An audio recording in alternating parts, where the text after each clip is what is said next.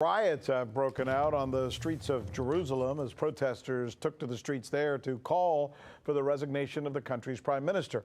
Police used crowd control measures like tear gas and barricades and water cannons on demonstrators who say they are fed up with Benjamin Netanyahu and his alleged acts of corruption.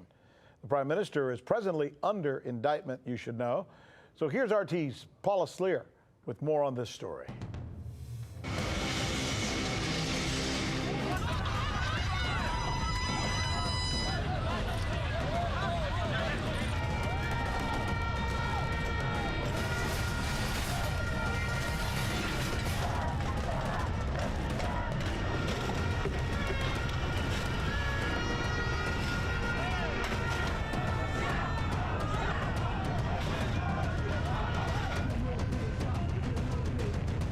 Well, thousands of protesters tried to break into the Prime Minister's residence in Balfour Street in Jerusalem. They were carrying torches and they set trash cans alight and also threw objects at police and journalists.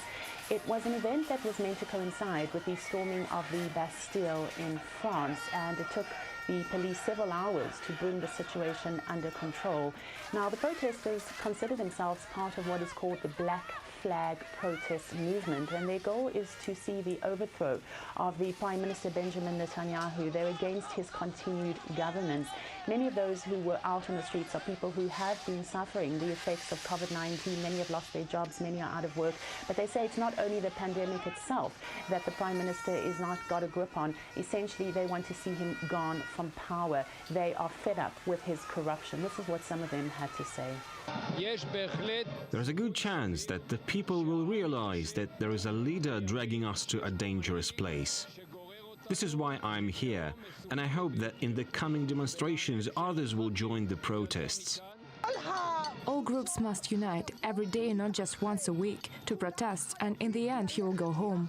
I've been already for 3 years out in the streets against corruption in the government, and now we have a prime minister who has 3 indictments. I don't want my prime minister to have indictments. At one point, the police were having to physically remove people from the gate of the Prime Minister residence. In the end, they arrested some 50 people for disturbing the public order and also throwing objects at the police and at journalists. The protesters issued a statement in which they said that the Prime Minister should act responsibly, and they called for him to do so by resigning. They also say that the current coalition is doing nothing to improve the lives of ordinary Israelis, least of all during the time of COVID-19. That's Paula Sleer reporting to us on the situation that we're seeing there on the streets of Jerusalem. George Galloway joins us now to talk about this. You know, this is a side of Israel that a lot of times the world doesn't see. It is a robust democracy with people who have very different points of view. How big a problem, George, do you think Prime Minister Netanyahu has on his hands with this? I think it's very serious. I think it could be the beginning of the end game. He is, in any case, as you said, indicted, facing trial on serious corruption cases. It's extraordinary that in any country such a person could still be sitting as the prime minister of the country. But he keeps on winning, or at least not losing, the elections, 4 of them in a row, every one of which he was predicted to lose, but somehow stays in the prime minister's spot. The deputy prime minister, it's on a rotation now, Benny Gantz, has more or less the same policy as him towards the wider Middle East issues.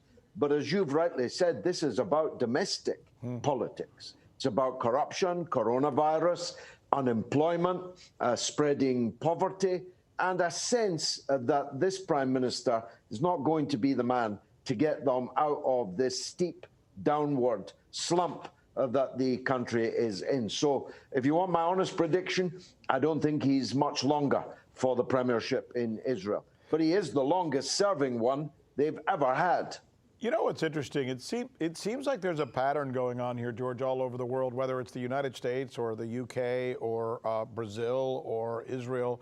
Leaders who may have had some perceivable flaws, those flaws seem to have been heightened, if not exploited, suddenly by what's going on economically and health-wise all over the world with this COVID-19 pandemic. That's exactly right. You know, when the bus is going forward, then nobody needs to worry who's driving it. But when the bus is lurching and slumping and maybe even crashing, that's when people start to raise questions.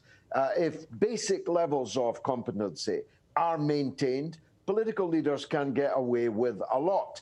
But if the public suddenly decide that actually we don't like the direction that we are traveling in, then no power on earth can stop it. As you say, Israelis are a very disputatious people. They are fiercely democratic. If you leave the big picture out of it, internally, fiercely democratic. And the law doesn't hang about when corrupt politicians are around. Several Israeli leaders have actually ended up in prison, never mind being put out of office. So I think that, as we say in Scotland, Rick, his jacket is on a shaky nail. We could always count on you, George, to come up with some great idioms to share with us there, and we certainly appreciate it. George Galloway, thank you, my friend. Always good to have you on. Thank you.